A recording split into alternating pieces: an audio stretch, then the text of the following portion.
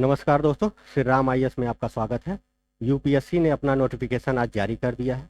Notification जारी होने के बाद बहुत सारे स्टूडेंट का एक क्वेरी रहता है कि नोटिफिकेशन में जो डेट मेंशन है वो किस किस डेट को कौन कौन सा डॉक्यूमेंट्स मांग रहा है, ठीक है, एज क्राइटेरिया कब से ले रहा है, और एजुकेशन क्वालिफिकेशन इसेंशियल जो क्वालिफिकेशन है वो क्या है। इन सब के बारे में हम एक एक करके देखेंगे। तो सबसे पहले हम ये देखते हैं कि फॉर्म फिल करने का डेट क्या रखा है। यूपीएससी ने जो है 4 फरवरी 2026 से जो है फॉर्म फिल का डेट जो है शुरू कर दिया है, और इसका लास्ट डेट जो है 24 फरवरी 2026 को रखा गया। जैसा कि आप लोगों को पता है कि यूपीएससी जो है अपना कैलेंडर एक साल पहले ही जो है निर्धारित कर देता है, तो उसमें उसने एग्जाम का डेट जो है 24 मई 2026 निर्धारित किया है। वहीं अगर हम वैकेंसी की बात करें कि 2026 में कितनी वैकेंसी आई है इस बार यूपीएससी में, तो यूपीएससी में टोटल 933 वैकेंसी आई है, ठीक है। इसमें अपना क्राइटेरिया के हिसाब से रिजर्वेशन का जो क्राइटेरिया है एससी, ओबीसी, एसटी, ईडब्ल्यूएस, इस हिसाब से जो है उनका वैकेंसी यानी सीटें निर्धारित की गई हैं, ठीक है। अगर बात हम एलिजिबिलिटी की करते हैं कि एजुकेशन क्वालिफिकेशन यानी इसेंशियल जो क्वालिफिकेशन है उसकी बात करते हैं, तो कैंडिडेट को जो है कम से कम ग्रेजुएट की डिग्री होनी चाहिए, ठीक है।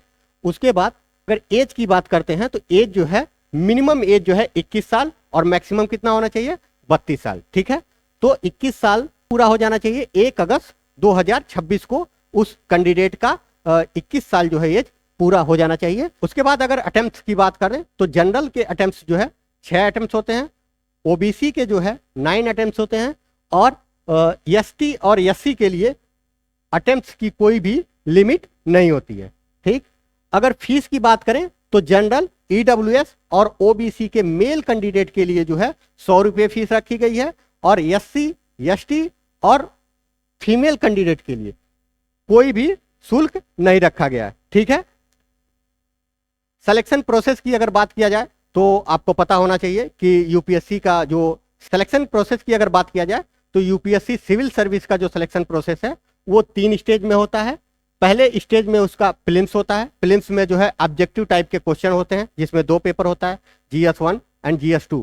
GS1 जो है जनरल स्टडी, और उसमें जो है अपना हिस्ट्री, पॉलिटी, ज्योग्राफी, ठीक है, ये सब जीएस के क्वेश्चंस होते हैं। और GS2 में जो है सीसेट, जिसको पेपर सेकेंड पेपर 2 कहते हैं, उसमें सीसेट शामिल है जो क्वालिफाइंग नेचर का होता है, ठीक है।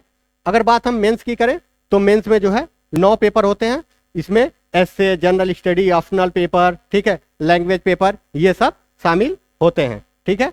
उसके बाद लास्ट स्टेप जो मेंस क्वालिफाई कर लेता है उसके लिए जो है इंटरव्यू प्रोग्राम होता है, पर्सनालिटी टेस्ट बोलते हैं, ठीक है। फाइनल सिलेक्शन जो है मेंस का जो नंबर होता है और जो इंटरव्यू का नंबर होता है, दोनों मिला करके फाइनल सिलेक्शन होता है। सिलेबस की अगर बात किया जाए तो जैसे कि आपको पता है प्री मेंस और इंटरव्यू होता है।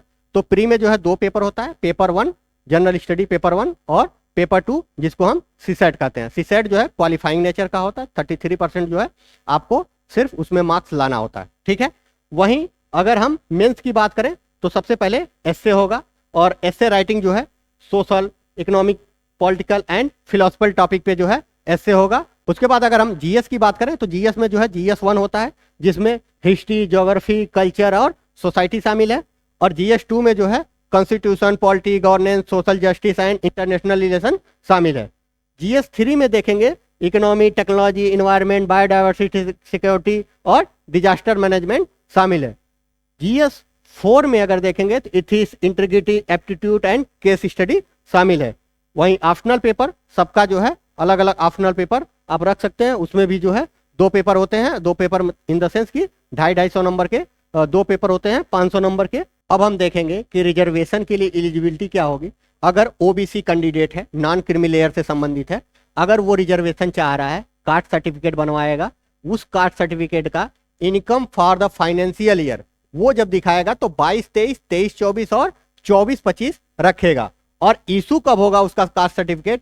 1 अप्रैल 2025 के बाद का होना चाहिए, और 24 फरवरी 2026 के पहले का ओबीसी कैंडिडेट का कास्ट सर्टिफिकेट होना चाहिए। वहीं अगर इकोनॉमिकली वीकर सेक्शन यानी ईडब्ल्यूएस की बात करते हैं तो उसका जो इनकम वाला सर्टिफिकेट है, इनकम एसेट का जो सर्टिफिकेट होता है, वो होना चाहिए फाइनेंशियल ईयर 2024-25 का, और इशू होना चाहिए क्या 1 अप्रैल 2025 के बाद से और 24 फरवरी 2026 के पहले। तो ये कुछ इंपॉर्टेंट डेट्स हैं जो हर स्टूडेंट को जानना चाहिए जो भी यूपीएससी से संबंधित फॉर्म भरना चाह रहा है।